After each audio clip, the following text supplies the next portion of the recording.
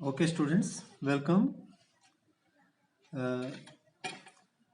पिछले वीडियोस की कंटिन्यूशन में ही मैं आज आप फिर से आपके सामने आया हूं और आज मैं आपको इलेक्ट्रिक डाइपोल के बारे में बताऊंगा। अभी तक यदि हम रिवाइज कर लें तो मैंने इलेक्ट्रिक फील्ड के अंदर आपको इलेक्ट्रिक फील्ड का मीनिंग समझाया है। उसके बाद मैंने इलेक्ट्रिक फील्ड इंटेंसिटी के बारे में बताया है और फिर हमने इलेक्ट्रिक फील्ड इंटेंसिटी एक सिंगल चार्ज की वजह से निकाली है यदि उसको ओरिजिन पे रखा हो, या सिंगल चार्ज की वजह से निकाली हो यदि उसको ओरिजिन पे ना रखा हो। और फिर आपने सुपरपोजिशन प्रिंसिपल के हेल्प से electric field due to large number of charges की वजह से भी निकाली है। तो अब हम इलेक्ट्रिक फील्ड निकालेंगे एक ऐसे सिस्टम की जिसको हम इलेक्ट्रिक डाइपोल बोलते हैं। तो आपको जैसे डाइपोल का मतलब है, डाई का मतलब है दो, पोल का मतलब है दो उसके एंड होंगे। तो इलेक्ट्रिक डाइपोल का मतलब है एक ऐसा सिस्टम जिसमें दो चार्जेस होंगे, इक्वल होंगे और अपोजिट होंगे, जिनको थोड़ी दूरी के ऊपर रखा होगा। तो इसको हम इस तरह से डिफाइन कर सकते हैं इलेक्ट्रिक डाइपोल को कि this is a pair of equal and opposite charges separated by certain distance, that is called electric dipole. तो इलेक्ट्रिक डाइपोल को आप देख सकते हैं, डायग्राम में भी आप देख सकते हैं कि यदि हमने इस डायग्राम को जहां बनाया है, तो यदि मैं आपको डायग्राम को भी दिखाऊं तो आप इसको डायग्राम को देख सकते हैं। ये मैंने डायग्राम आपको सामने दिखा रहा हूँ। यहाँ दो चार्जेस हैं, प्लस क्यू है और माइनस क्यू है। इनके बीच का जो डिस्टेंस है वो 2a लिया है। हम आमतौर पे अब ये 2a क्यों लिया है, क्योंकि आगे आप देखेंगे जब हम कैलकुलेशंस करेंगे तो हम 2a का हाफ डिस्टेंस लेते हैं। तो 2a का हाफ जो है वो a बनता है, और a को किसी भी इक्वेशन में यूज करना ज़्यादा बेहतर होगा एज कंपेयर टू a/2। तो इसलिए हम जो डिस्टेंस है दो चार्जेस के बीच में उसको 2a लेते हैं, और इस डिस्टेंस को हम लेंथ ऑफ डाइपोल कहते हैं या डाइपोल लेंथ कहते हैं। अब इसी तरह से इलेक्ट्रिक डाइपोल की एक और प्रॉपर्टी है जिसको डाइपोल मोमेंट कहते हैं। तो डाइपोल मोमेंट को हम डिफाइन कर सकते हैं कि dipole moment of electric dipole is defined as magnitude of either charge and dipole length. जैसे चार्ज का जो मैग्नीट्यूड है वो में एक सेकेंड, चार्ज का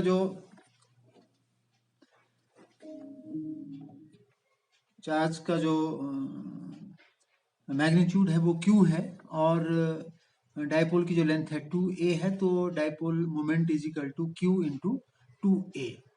यहाँ पर ये देखने की बात है कि जो डाइपोल मोमेंट है वो वेक्टर क्वांटिटी है, और इसकी जो डायरेक्शन है वो along the direction of length है। तो आप और डाइपोल मोमेंट की जो डायरेक्शन है साथ में वो इलेक्ट्रिक फील्ड के अपोजिट भी होती है। जैसे इलेक्ट्रिक फील्ड स्टार्ट करती है पॉजिटिव चार्ज से नेगेटिव चार्ज की तरफ को, मतलब इलेक्ट्रिक फील्ड की जो डायरेक्शन है वो पॉजिटिव से नेगेटिव की तरफ को होती है। उसी तरह से डाइपोल मोमेंट की जो डायरेक्शन होगी वो नेगेटिव से पॉजिटिव की तरफ होगी, मीनिंग बाई अपोजिट डायरेक्शन की तरफ होगा। और इसी तरह से आप डाइपोल मोमेंट के यूनिट निकाल सकते हैं। तो डाइपोल मोमेंट के यूनिट भी आप आसानी से निकाल सकते हैं, क्योंकि डाइपोल मोमेंट है q इंटू 2a। क्यू के जो यूनिट हैं वो कूलम होते हैं, और 2a जो है वो लेंथ है तो उसके यूनिट मीटर होते हैं। तो टोटल इसके जो यूनिट बनते हैं वो कूलम मीटर बनते हैं। तो डायमेंशन भी आप निकाल सकते हैं डाइपोल मोमेंट का। जैसे मैंने आपको बताया था कि चार्ज के डायमेंशन होते हैं a इंटू टी, और लेंथ के डायमेंशन होते हैं l। तो सिंपल सा बन गया हमारे पास एल टी ए, ये इसके डायमेंशन होंगे। इसके बाद हमने अब इलेक्ट्रिक फील्ड निकालनी है इससे डाइपोल की वजह से। अभी तक हमने सिंगल चार्ज की वजह से निकाली है या लार्ज नंबर ऑफ चार्जेस की वजह से निकाली है। अब हम इलेक्ट्रिक डाइपोल की वजह से निकालना चाहते हैं, क्योंकि इलेक्ट्रिक डाइपोल एक स्पेशल स्ट्रक्चर है जिसमें दो चार्जेस होते हैं और दोनों इक्वल और अपोजिट होते हैं और सर्टेन डिस्टेंस से सेपरेट करते हैं। तो इलेक्ट्रिक डाइपोल की जो इलेक्ट्रिक फील्ड की जो इंटेंसिटी है उसको निकालना है हमने सबसे पहले at a point on its axial line. अब एक्सियल लाइन वो लाइन होती है जो दोनों चार्जेस में से पास करे। जैसे हमारे पास इलेक्ट्रिक डाइपोल आप देख सकते हैं कि यहाँ पे हमने एक इलेक्ट्रिक डाइपोल बनाया है, और ये लेंथ जो है जो एक्सियल लाइन है वो चार्ज प्लस क्यू से भी पास करेगी और माइनस क्यू से भी पास करेगी। तो आपको देख रहे हैं कि हम ए बी से आगे की तरफ को जो लाइन जा रही है अलोंग एक्स एक्सिस, इसको हम एक्सियल लाइन कह रहे हैं।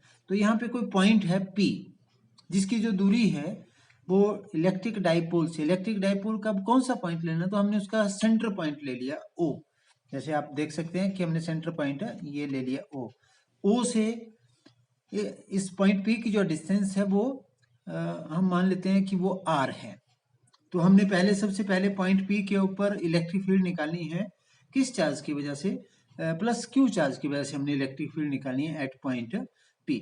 तो आपके पास ये मालूम है, आपने इसको पहले भी कैलकुलेट किया है। इसको हम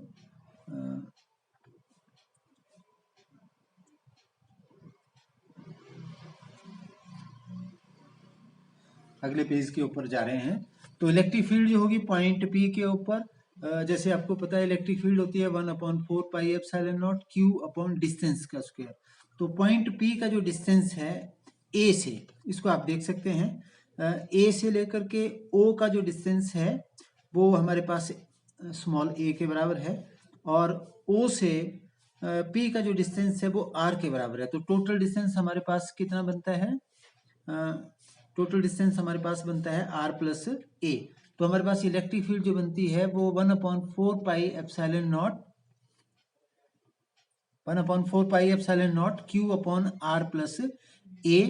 और किस तरफ को बनती है इलेक्ट्रिक फील्ड, क्योंकि पॉजिटिव चार्ज से बाहर की तरफ को जाती है, तो ये इलेक्ट्रिक फील्ड जो है आप देख सकते हैं कि ये यहाँ पर आप देख सकते हैं कि ये अलोंग एक्स एक्सिस जो है वो इलेक्ट्रिक फील्ड होगी। E प्लस का डायरेक्शन है, प्लस E प्लस का मतलब है ये इलेक्ट्रिक फील्ड है प्लस चार्ज की वजह से, प्लस क्यू चार्ज की वजह से। तो इलेक्ट्रिक फील्ड पॉइंट P के ऊपर पॉजिटिव चार्ज की वजह से, ये इक्वेशन 1 आपको बता रही है। इसी तरह से इलेक्ट्रिक फील्ड पॉइंट P के ऊपर जो नेगेटिव चार्ज है माइनस क्यू, उसकी वजह से कितनी होगी, तो उसका डिस्टेंस भी आप कैलकुलेट कर सकते हैं। आपको मालूम है O से P का डिस्टेंस है R और O से B का डिस्टेंस है A। तो फिर B से पॉइंट P का डिस्टेंस जो है वो कितना रह गया, R माइनस A। तो electric field due to negative charge कितना होगा, 1/4 pi epsilon naught Q upon R minus A का स्क्वायर। और इसकी डायरेक्शन हमेशा, जैसे मैंने कहा है कि नेगेटिव चार्ज की वजह से इलेक्ट्रिक फील्ड नेगेटिव चार्ज की तरफ को होती है। तो P पॉइंट पे जो इलेक्ट्रिक फील्ड की डायरेक्शन है आप देख सकते हैं, E नेगेटिव किस तरफ को है, नेगेटिव चार्ज की तरफ को है, इसको आप देख सकते हैं। तो टोटल इलेक्ट्रिक फील्ड कितनी होगी पॉइंट P के ऊपर, आप प्रिंसिपल ऑफ सुपरपोजिशन लगा सकते हैं। E capital E is equal to E plus and plus E minus, मतलब पॉजिटिव चार्ज की वजह से और नेगेटिव चार्ज की वजह से इनका टोटल वेक्टर सम होगा। तो दोनों की वैल्यू आप लिख सकते हैं। 1/4 पाई एप्सिलॉन नॉट जो है वो आपके पास कॉमन आ जाएगा, Q भी कॉमन आ जाएगा। तो Q upon 1/4 pi epsilon not आपके पास कॉमन आ गया, जिसको मैं आपको यहाँ हाईलाइट कर देता हूँ। इसको आप देख सकते हैं, ये मैंने आपको हाईलाइट कर दिया यहाँ पे ये। और अंदर क्या रह जाएगा, 1/R प्लस A का square minus 1/R minus A का होल स्क्वायर। और ये जो डायरेक्शन होगी ये किस तरफ को होगी, इससे पहले आप इससे ऊपर जा सकते हैं। जैसे मैंने यहाँ लिखा E equal to 1/4 pi epsilon naught Q upon R plus A का square along x axis minus 1/4 pi epsilon naught Q upon R minus A along minus x axis. ये वेरी इंपॉर्टेंट है, माइनस एक्स एक्सिस। ये minus x axis का मतलब है इन दोनों की direction opposite है। तो इस माइनस निशान को, जो यहाँ पे मैंने निशान लगाया है, इस माइनस निशान को यदि हम माइनस एक्स एक्सिस की जगह प्लस एक्स एक्सिस कर दें तो ये प्लस बन जाएगा। तो हमारे पास बन जाएगा 1/4 pi epsilon naught Q upon R plus A का square along x axis plus 1/4 pi epsilon not, यहाँ प्लस चेंज हो जाएगा चिन्ह हमारे पास। तो इस तरह से आप इसको आप कैलकुलेट कर सकते हैं। तो ये हमारे पास आ गया E is equal to Q upon 4 pi epsilon naught 1/R plus A का होल स्क्वायर माइनस 1/4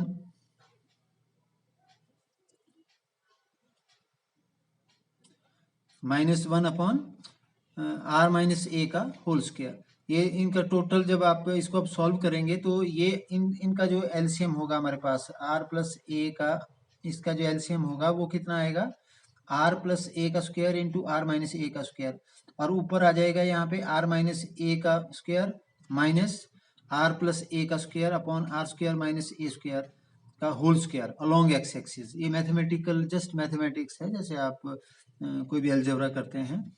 तो E equal to q upon 4πε0, इसको आप ओपन करिए, इसको आप ओपन करिए, r square plus a square minus 2ra minus इस वाले को ओपन करिए, r+a का होल स्क्वायर को, r square plus a square plus 2ra, और ब्रैकेट में लिखेंगे बाहर माइनस चिन्ह है। जब इस ब्रैकेट को खोलेंगे तो ये माइनस सभी चिन्ह जो है वो अंदर वाले बदल जाएंगे। तो आपके पास ये सिंपल सा कैलकुलेशन बन गई। जो कट रहा है उसको आप काट दीजिए। तो q upon 4πε0 minus 4ra upon r square minus a square का whole square along x axis.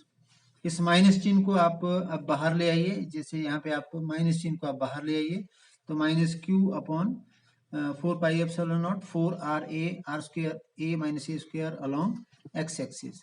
अब एक क्यू अपॉन 4πε0, ये जो माइनस क्यू है मैं इसको अलोंग एक्स एक्सिस के साथ जोड़ देता हूँ। तो अलोंग एक्स एक्सिस को बदल करके मैं माइनस एक्स एक्सिस कर देता हूँ। तो ये जो नेगेटिव साइन है, ये जो नेगेटिव साइन है, ये यहाँ जो नेगेटिव साइन है इसको मैं गायब कर देता हूँ, और इस नेगेटिव साइन को मैं ये जो अलोंग यहाँ अलोंग मैंने लिखा है प्लस एक्स एक्सिस, इसको मैं बदल देता हूँ यहाँ पे अलोंग माइनस एक्स एक्सिस के साथ। तो ये नेगेटिव साइन वहाँ कंज्यूम हो जाएगा। तो 1/4πε0 आप देख सकते हैं आगे, 1/4πε0 2r, ये जो 4ra है इसको मैं तोड़ देता हूँ, इसको मैं 2ra इंटू 2a कर देता हूँ। तो 2r into 2q into 2a upon R square minus A square. अब ये जो q इंटू 2a है ये p के बराबर होता है। तो हमारे पास बन गया E equal to 1/4πε0 2rp upon R square minus A square का होल स्क्वायर। तो ये इलेक्ट्रिक फील्ड की डायरेक्शन है, ये इलेक्ट्रिक फील्ड की वैल्यू है। अब यदि ये जो डाइपोल की जो लेंथ है a बहुत छोटा हो एज कंपेयर टू r, तो R square minus A square को हम सिर्फ आर स्क्वायर भी लिख सकते हैं, क्योंकि a की वैल्यू बहुत स्मॉल हो यदि r के मुकाबले में, तो हम a को इग्नोर कर सकते हैं। तो R square minus A square को r स्क्वायर लिख देंगे। तो हमारे पास जो फार्मूला बनेगा इलेक्ट्रिक फील्ड का वो क्या बन जाएगा, E equal to 1/4πε0 2rp upon यहाँ R square minus A square की जगह आर स्क्वायर लिखेंगे, तो आर स्क्वायर का होल स्क्वायर बन गया आर की पावर 4, एक आर से ऊपर नीचे एक आर कट जाएगा। तो हमारे पास E equal to 1/4πε0 2p upon R cube. ये इलेक्ट्रिक फील्ड आई हमारे पास due to electric dipole at a point P which is on axial line. तो इसको आपने अच्छी तरह से प्रैक्टिस करनी है। मैथमेटिक्स से घबराना नहीं है, इसको बार बार जब आप प्रैक्टिस करेंगे तो आप इसको अच्छी तरह से कंप्लीट कर सकते हैं। तो ये आपके पास मैंने आपके साथ शेयर करना था। आई होप कि आपको ये अंडरस्टैंड हुआ होगा।